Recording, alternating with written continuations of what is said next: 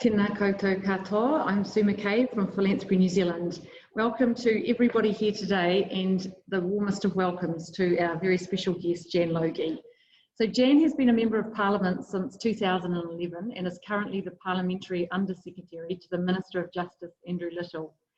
Jan is well known across the political spectrum for her tireless work to improve policies and funding to reduce domestic and sexual violence, amongst her other parliamentary achievements. Jan is 5th on the Green Party list and will contest the mana seat of Wellington. Jan holds a range of portfolios for the party: ACC, rainbow issues, senior citizens, social development, state services, superannuation, Te Tiriti o Waitangi, workplace relations and safety, and the community and voluntary sector. So a very busy person who knows a lot. It's mostly the community and voluntary sector portfolio that we will be focused on today.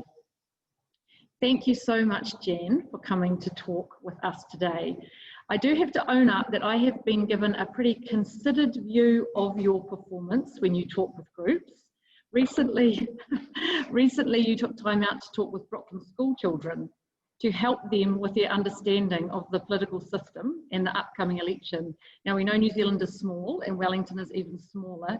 My 10-year-old daughter came home most impressed that you arrived without a bodyguard, arrived without paparazzi, and you had driven yourself to the school, and that apparently you won't buy an electric car until your old Toyota Corolla breaks down.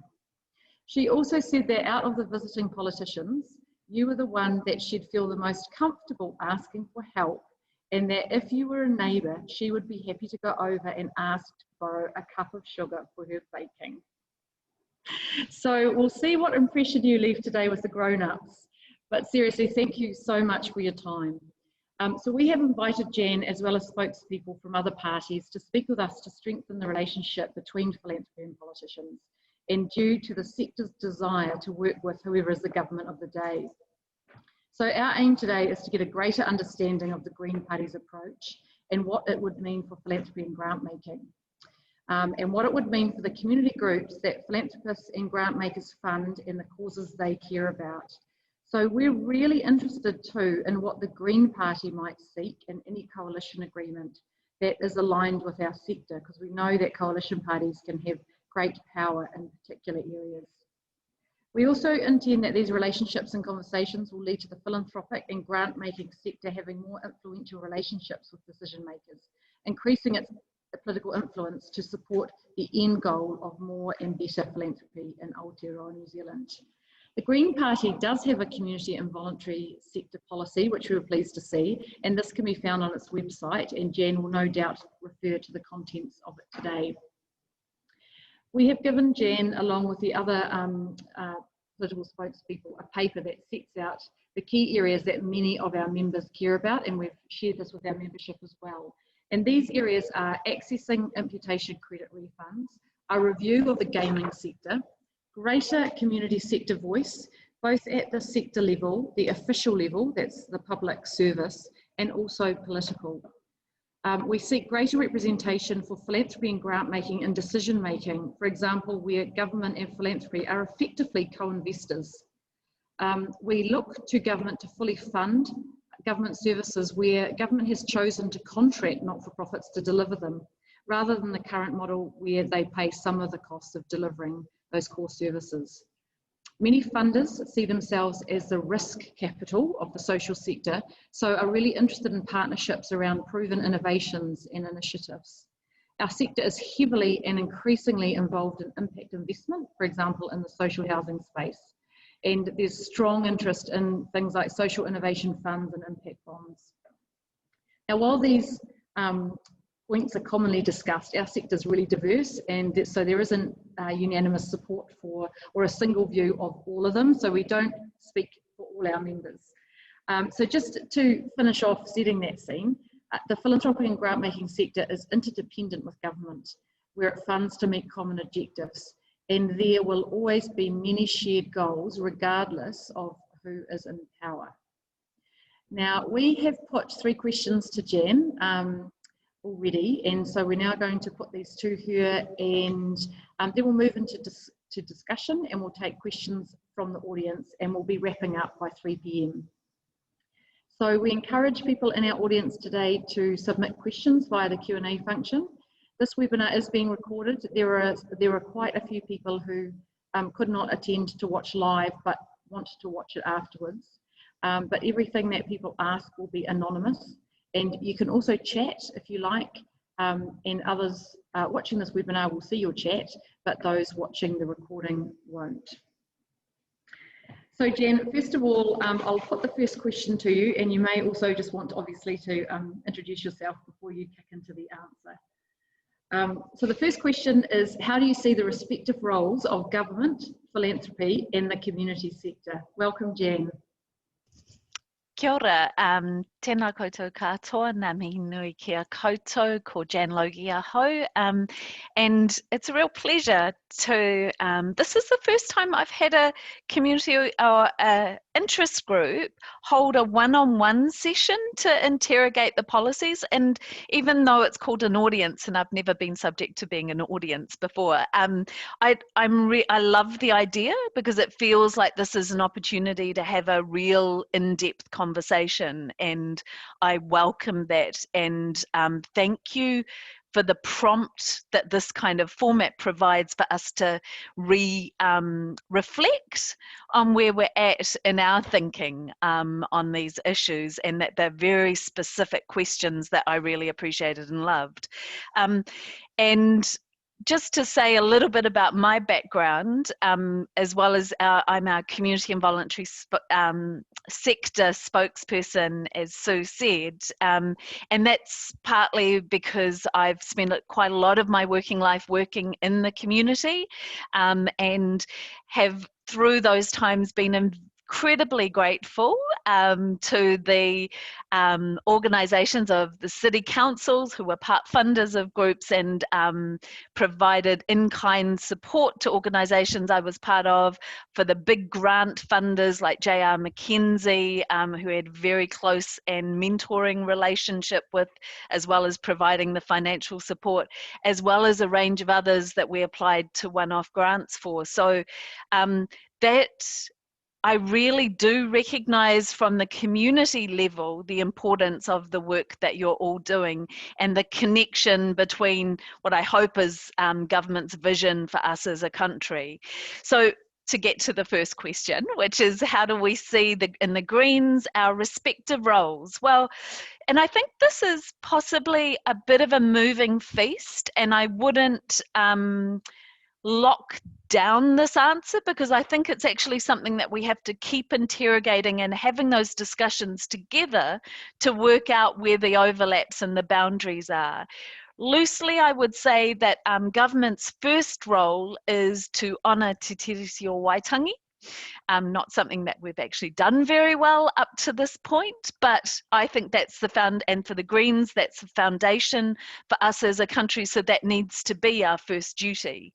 And then it's around our responsibility in terms of kāwanatanga, around keeping community safety, and managing economic conditions, ensuring that everybody has a fair go, and that's around redistribution of wealth, and I think that's particularly poignant for us at this point in our history. It's also around collective public good services and the provision of those, and preventing harm, which is also feels particularly poignant at the moment in the face of climate change and the biodiversity crisis, that government has a role to prevent breakdown of our ecology, and to ensure an environment where we can all thrive. And I also think we have a role in encouraging democratic participation and involving people in our decision making. I see for the Greens, our understanding of the role of community is that it's quite, again, it's also equally as varied, that it's the provision of services to individuals, to whānau, to families, to communities, and to the environment. That might be offering mutual support and self-help by members to other members of their groups, or advocacy, education, or community business, or environmental services. And for us, and I think it's kind of the part of the roots of the Green Party comes from movements and people who have been very actively engaged in their communities. And so I think we've always had a bit of a suspicion of all the power being centralised into government, because historically that hasn't always served all of our communities or our environment. So for us, the balance to that is around honouring te tiriti and enhancing the role of communities in decision making and giving more power over to our communities. So the community organisations have critical roles in that, in terms of democracy as well as provision of services. And it's also, we acknowledge in that the importance of the opposition to government. And that is actually quite often a really critical role, is organising and pointing out the flaws in government's approach, as uncomfortable as it may be when you're on the end of it. But that is actually how we get to good decisions, is when we hear the impact of our policies, and that we only hear that from the community. And also seeing that challenging of social norms is often also best led from community, and that innovation happens best at a localized level. And we would see that the role of philanthropic organizations is like, and I've seen in terms of your material very clearly that you're positioning around the role of innovation, of government funding and fully funding established services, and the philanthropic sector funding the innovation and the development. And that is something that we absolutely support, though I do not believe that that is a role that government should exclude itself from, because I do believe that it's really important that government also engage in supporting innovation and getting the direct lines of feedback and being open to being part of a system that innovates, which includes reflecting on our own policies. So I wouldn't want to see ourselves not engage in that and hand all of that over to the philanthropic sector. But I also think that the philanthropic sector has a role in supporting groups that government doesn't support and that government hasn't caught up with the needs of, and that is, I guess, that particularly groups that may, because government policies and governments are a reflection of democratic processes, and that is really important, but the will of the majority does not always serve the interests of the minority. And I think there are times where it's really critical that the philanthropic sector is there to provide that protection and the support and the voice for the minority that the government and the reflection of the will of the majority may not be representing. Yeah. Thank you, Jan, for such honesty in your response too, in terms of the where government is strong and where it's not so strong, and the areas it can't cover. And I think there is a lot of resonance there. There may be questions on this later on, but in terms of, there are many in our sector that are trying to think about how they can give up more power, how they can increasingly get the community voice, and what role that they need to play in order to be a good treaty partner, and increase funding to Kaupapa Māori initiatives. So we would be really interested further on down the track in terms of, or weaving into your other answers, specifically how your policies might achieve some of those those things. Cool. So the second question is, you know, we sent up some policy positions and areas of interest. We'd like you to specifically respond to some of those, please. Great. And being the big geek that I am, I've gone through all of them and written some notes to address each one of them. So, and some of my answers being upfront won't be particularly satisfactory, and that includes the first one, which is where there was to address the policy proposal of governments addressing the anomaly in the tax system and implementing the imputation credit refund scheme. So sadly, I can't tell you that the Greens have a policy on that. We don't. But I did note that this is an issue that's been identified for consideration in the second report in the government's tax work program. And I can absolutely commit that we will engage with you and look at the advice that's coming through from that process, and are interested in the discussion because we don't have a position on it. Generally, our view around taxation at that big level is wanting a tax system that supports community and the environment, encouraging sustainable behaviour while providing sufficient revenue for the effective operation of government. So that's very broad, right? And doesn't provide us with much direction when we get down to this kind of detail. And yeah, so, but very open to having the discussion. In terms of the request for the urgent review of community distributions of gaming trusts and appropriate action as a regulator to address the deficiency, this is an area where we have long-standing concern around the presence of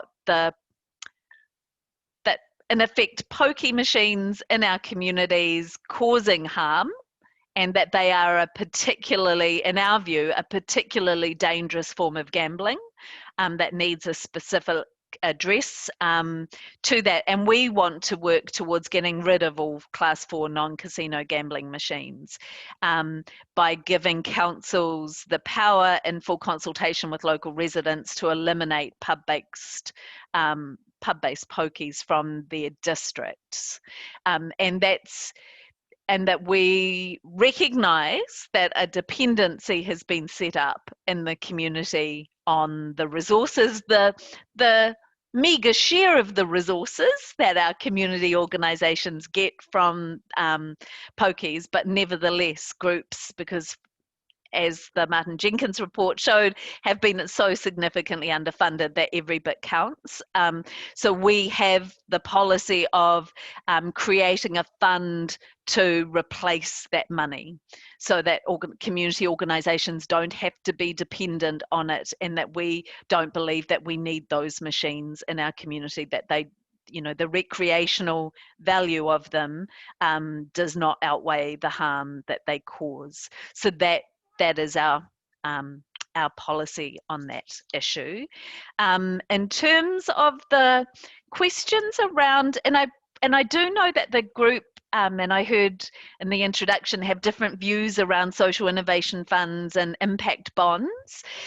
And to let you know that when the last government was exploring or setting up some social impact bonds, the Green Party, we took a position against them and didn't believe that in terms of government funding, this was the best way to be able to get the resource into our community. And I think the experience of government administration of those trial impact bonds would support that view. But we did hold a round table with a range of different people across the sector, and did hear the different views that people had, some in support of it, because, and I do want to acknowledge that for some of the community organisations, and this is that tension around full funding, is there's a real nervousness about that because of a sense of dependency that may create, and too many eggs in one basket, and the power imbalance that can come from that, and that community organisations are not a cheaper arm of government for government to direct. So I did genuinely understand why some people would be supportive of these alternative modes of funding. So to be able to have more of a sense of control in terms of what they're doing. For us, the answer to that is actually embedding ethical funding arrangements within government, and to enable those impact bonds for others to play with that, but we don't believe that that's the appropriate role for government. And certainly the idea around the generosity campaigns and looking at that transfer in terms of intergenerational wealth, really open to further discussion on that. I guess our thinking at the moment in terms of doing that is doing that through a wealth tax. And doing that more directly, but I, interested in terms of the conversation more broadly in terms of philanthropy. In terms of our view about government agency being re-established to represent the issues of the community voluntary sector, and there to be a minister sitting within cabinet, absolutely, 100% on that, and that we also, which I think was articulated in your paper, about wanting to see the role of the Charities Commission brought back in to being a purely regulatory role, and that there being a separate agency within government, and that the minister should be within cabinet and of a higher ranking. And would also point out that I think there's potential to explore in the latest public service legislation. There's an option in terms of setting up joint ventures across government, and I do wonder if this is an area to explore for a joint venture, in terms of trying to get a consistent approach across government around the relationship with the community and voluntary sector, in terms of support around volunteers, but also in terms of funding relationships and delineation of role and how to maintain that democratic voice from the community. I think there's a whole lot that could be done right across government to strengthen the differences and how we work strongly together. And I think that is something worth exploring. Also,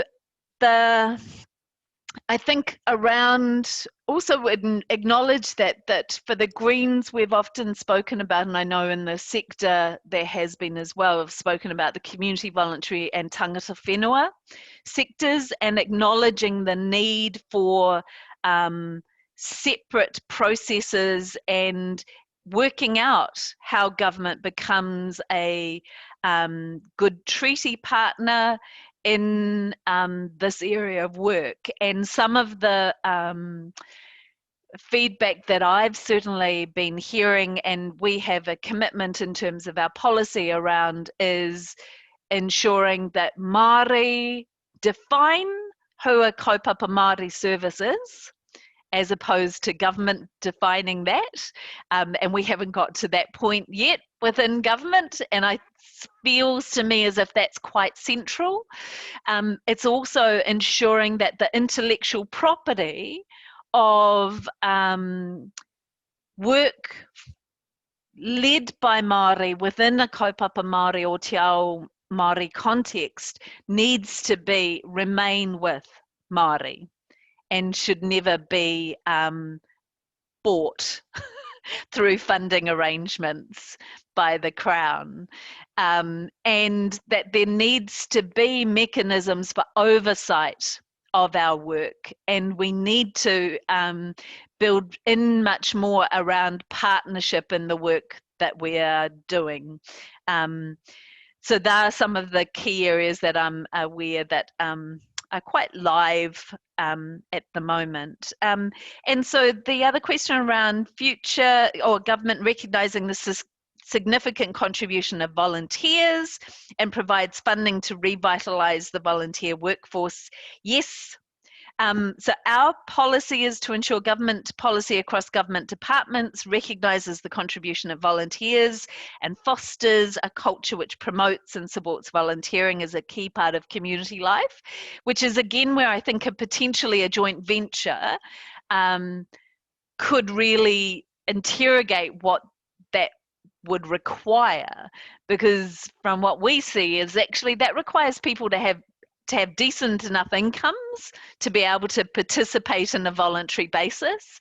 It requires people to not be working 2 jobs to be able to put food on the table, to be able to contribute as volunteers. And I also think that there's some potential for some thinking about how the public service could be supporting public sector employees to be able to play active roles in their communities as volunteers. So I think there's a huge amount of work that we could be doing in that, and recognising the cultural differences in the definitions of volunteers and how we need to work with that and allow for that. And that the Greens support an increase and for funding for local and national organisations, specifically that support and promote volunteering, and that all of that would obviously be informed through, in terms of government's work, hopefully informed through those partnerships. Around representation from philanthropic organisations as complementary funders where key decisions are made concerning future investment. So the Greens, I think, our position on this, I think, flows where the Martin Jenkins report was going, around a belief that we will make stronger decisions in government when service users, community organisations and philanthropic organisations are all informing the decisions of government organisations. And that is what we would be wanting to work to, in terms of making sure that we get all of those voices and those nuances and perspectives coming into helping understand what our shared challenges are and points of difference, but also what's needed and what our priorities are in terms of funding. And asking that essential services that government contracts to NGOs to deliver are fully funded. So yes, and I do really want to acknowledge that the Greens, our policy is that if a service is initiated by government, then it should be fully funded by government. And if it's and if there's a degree of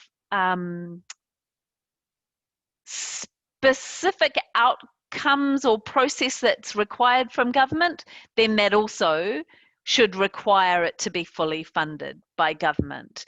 But that there's an option for government to partially fund services that may be have been initiated through in a community context, and where it's supporting a community initiative rather than delivering necessarily on a priority of government.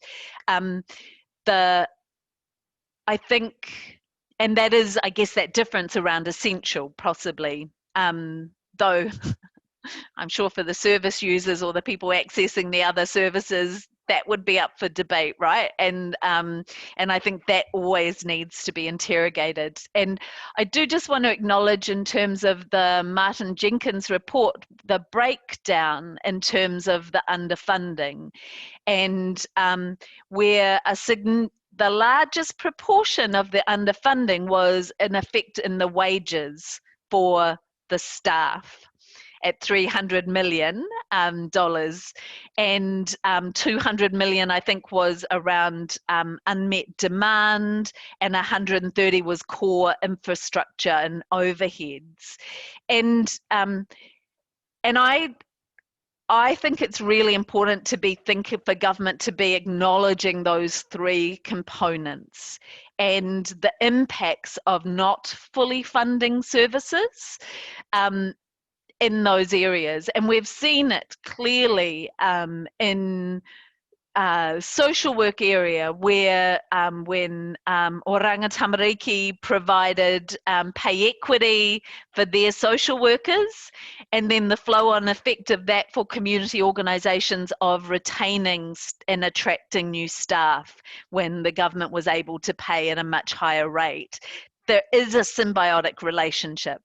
The people who have the skills, you know, there are times they have families to care for as well.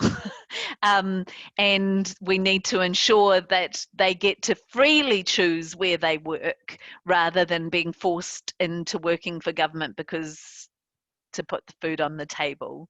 And also just remembering my frustration in terms of the difficulty of getting overheads and the, you know, the really, and that goes for government applications, but also when you, so often you were looking at trying to keep your organisation afloat by project grant applications, because there was nobody who would fund your photocopier or your electricity bill, because that doesn't look great on an annual report at the end of the year. And that does seem to me pretty essential if we're going to enable organisations to get their heads up from just whatever's coming in the door and responding, to be able to actually think and plan and truly respond to the needs of people in their community. And it's been quite amazing of hearing from the sexual violence sector where over this term, they've moved from very partial funding to where somebody told me, and I don't think you should ever trust government if government says fully funding. I think you can, that they're fully funding an organisation. I think you always have to test that with the organisations on the ground of, from their perspective, is it fully funded? But I'll say that they've told me they were fully funded, and actually now they're able, and they are doing the work about acknowledging who they're seeing and working with, and the huge group of other people who are not coming to them, and doing the planning and thinking about how they reach those people and create a service or meet their needs, because they know that that harm is real, and that those people aren't getting support for that, for what the trauma that they've been dealing with. And that's exciting. And that's only possible when those basic costs are covered. So I think that was my answer to your questions.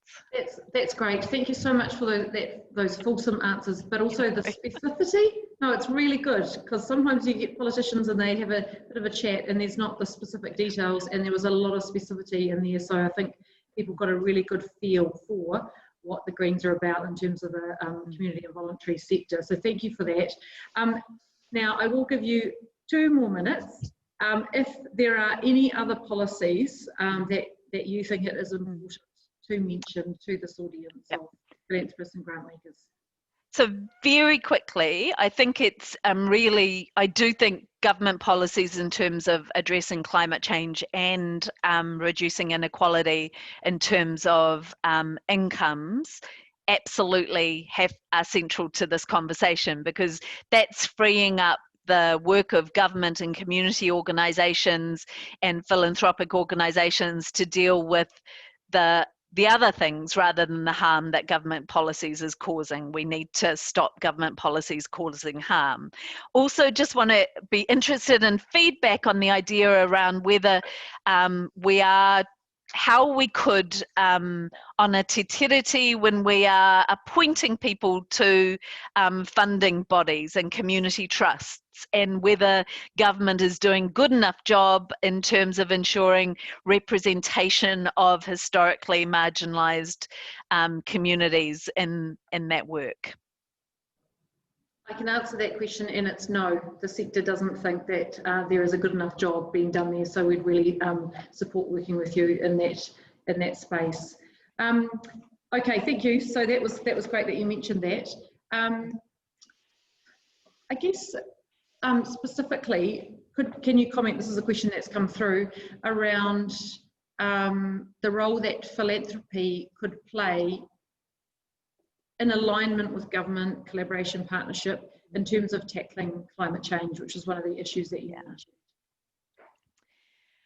So I think, I feel like actually that's probably a better discussion with the Minister for Climate Change, but also that I think those conversations need to happen with our community organisations as well on the ground, and that it does need to be that kind of tripartite conversation, because we each hold a perspective, and what we're looking for is the space where there's either a potential to amplify each other's work or to fill gaps, and we can only do that when we hear all the bits at the table.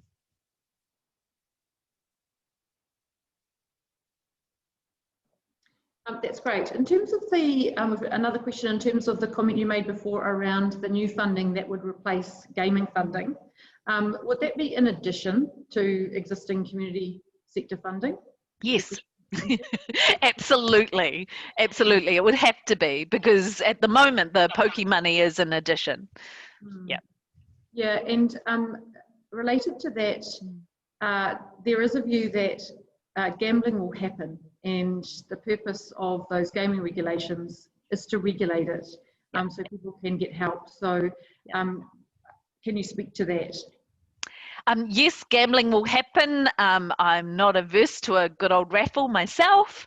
And, you know, we have lottery tickets, and that is fairly regulated. The issue that the Greens have with with pokies is that we've made attempts to regulate the harm, and it's been very, very difficult. And that the way that they've been designed is to suck people in to putting more money in, to continuing going. And there are the mechanisms, so we just don't think that's necessary, and that there are other forms of gambling that do not have the degree of harm.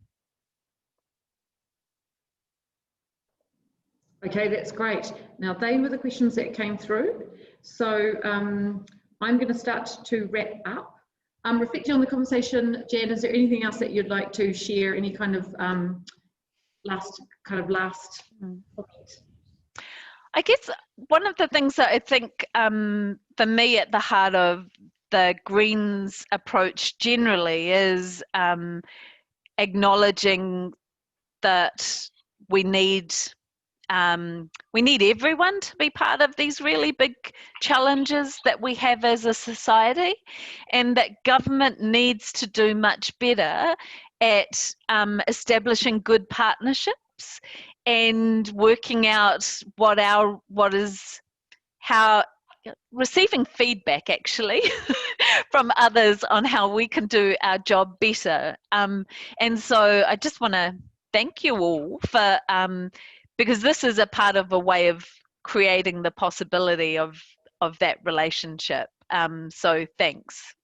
Okay, that's great, Jan. And it's interesting because in the past we've often thought that government would need to slow down in order to establish those partnerships, and that the speed with which they need to kind of advise and then implement was part of the problem. But we saw in COVID some of the better collaborations, and we also saw the interdependencies, the philanthropic sector looking at where it was going to put its funding, and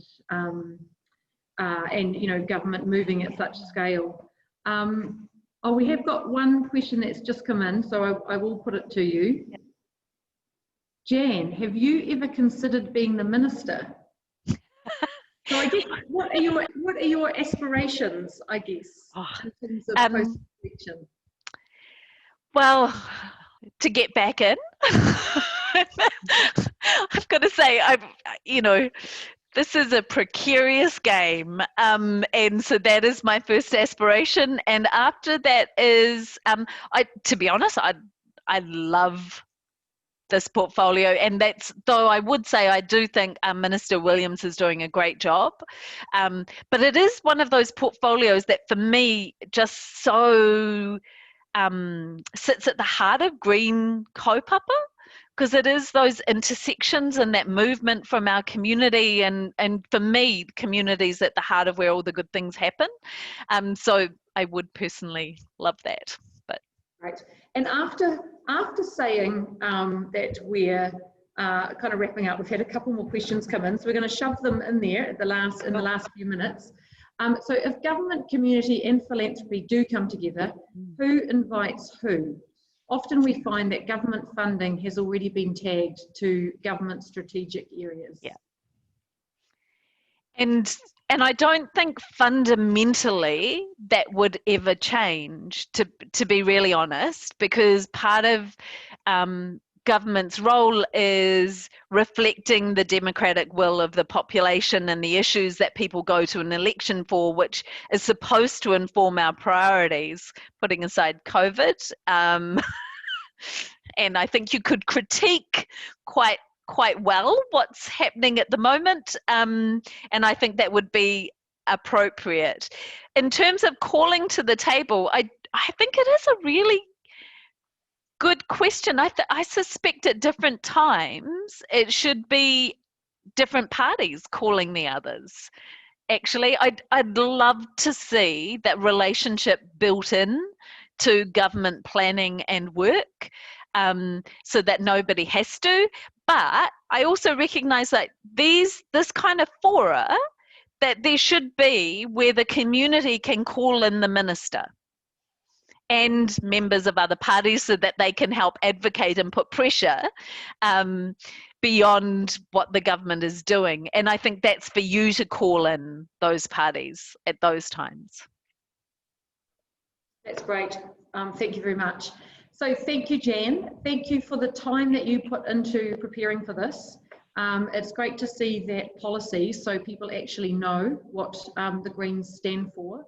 And you have given us quite a few things today that we can continue, as you say, to explore the possibility and continue to talk, to start to bring that mega community of all the different voices together, because you know, it is really important that all the parties are working together if we're to make progress in some of our most kind of difficult issue areas. Yeah.